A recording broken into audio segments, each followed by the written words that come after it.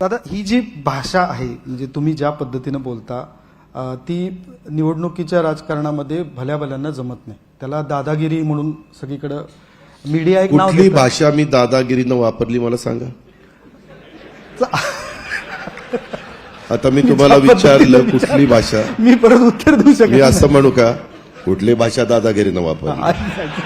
तर तुम्ही अगदी पुरंदरमध्ये सांगून उमेदवाराला पाडू शकलात.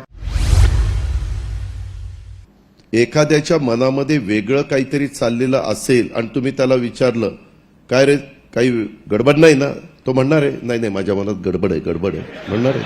बरोबर.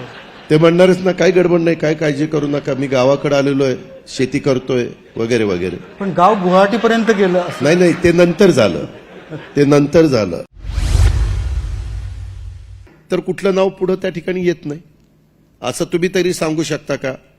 तुम्ही या क्षेत्रामधले नावाजलेले आहात, सांगा मोदींच्या नंतर कोण? इतक्या वेळेस तुम्ही मला प्रश्न विचारला, आता मी तुम्हाला प्रश्न विचारतो. तुम्हीच सांगून टाका दादा. मी योग्य वेळ आल्यावर सांगेन. दादा खरं तर हा पहाटेचा शपथविधीचा विषय सतत तुम्ही बोललेला आहात. तुम्ही परत आता पहाटे नाही, सकाळी 8ला पहाट म्हणत नाही. पहाट म्हणजे 4ला 5ला 6ला इथपर्यंत पहाट. आता 7ला पहाट म्हणाल का? 8ला पहाट म्हणाल का? 8ला सकाळी. शेवटचा सिनेमा मी बघितला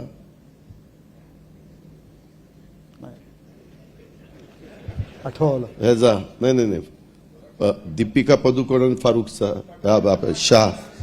शाहरुख खानचा पठाण लेटेस्ट बघितलं. हा काय झालं, मला लॅपटॉपमध्ये एकानी सांगितलं की दादा आता तुमच्याकडे जरा वेळ आहे तर तुम्हाला 3 तास पुण्यावरून मुंबईला जायला वेळ आहे तर मी लॅपटॉपवर तुम्हाला तो हे करून देतो.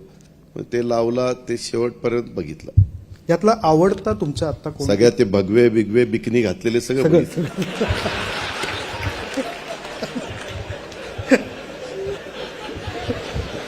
दादा किती अपडेटेड आहात तुम्ही हे सगळ्यांना त्यानिमित्तानं कळतं.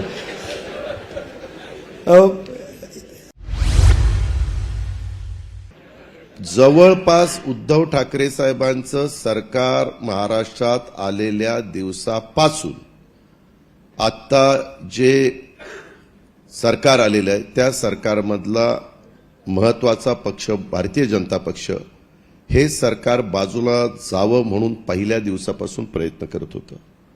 हा प्रयत्न करत असताना एका नेत्याच्या धर्मपत्नीनं सांगितलं माझे मिस्टर अनेकदा वेशभूषा बदलून रात्रीचे बाहेर जायचे.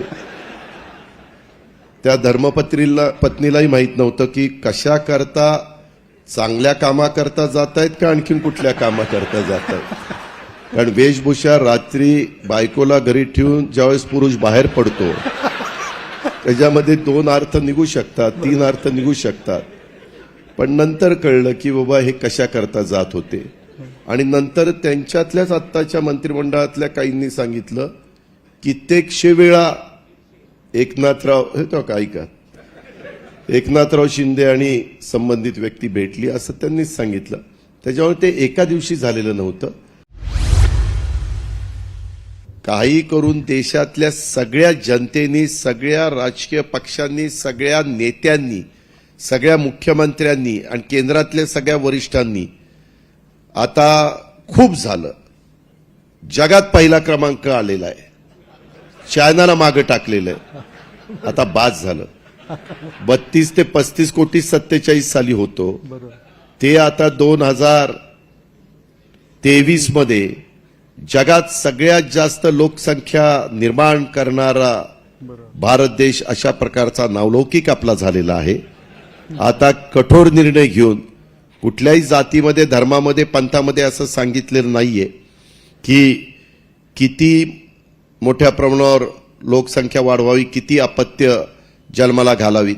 अपत्य परमेश्वर किंवा अल्लाची कृपा नसती, ही नवरा बायकोची कृपा असती. हे कृपा करून सगळ्यांनी मान्य केलं पाहिजे.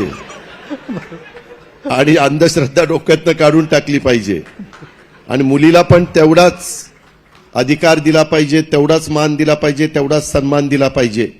दोन्ही मुली झाल्या तरी बिघडत नाही. लेकच बापाचं नाव काढती, पोरग नाही काढत. पोरग नाव घालवते. ही अशी उदाहरणं आपल्याला राज्यामध्ये पाहायला मिळतील. तुम्ही नीट शांतपणे विचार करा. तरी बातम्या चालल्यात की आज अजित पवार युवकांच्या कार्यक्रमाला हजर नाही.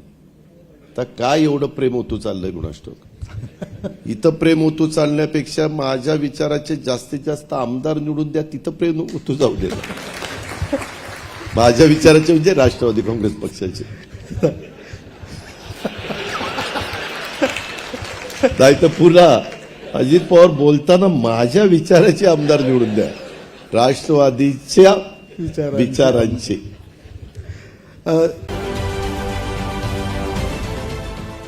देश विदेशातील प्रत्येक घडामोडींचे लाईव्ह अपडेट मिळवण्यासाठी आता साम टीव्हीच्या सर्व सोशल मीडिया प्लॅटफॉर्मला लाईक, फॉलो आणि सबस्क्राईब करा. तसंच सर्व नोटिफिकेशनसाठी बेल आयकॉन प्रेस करायला विसरू नका.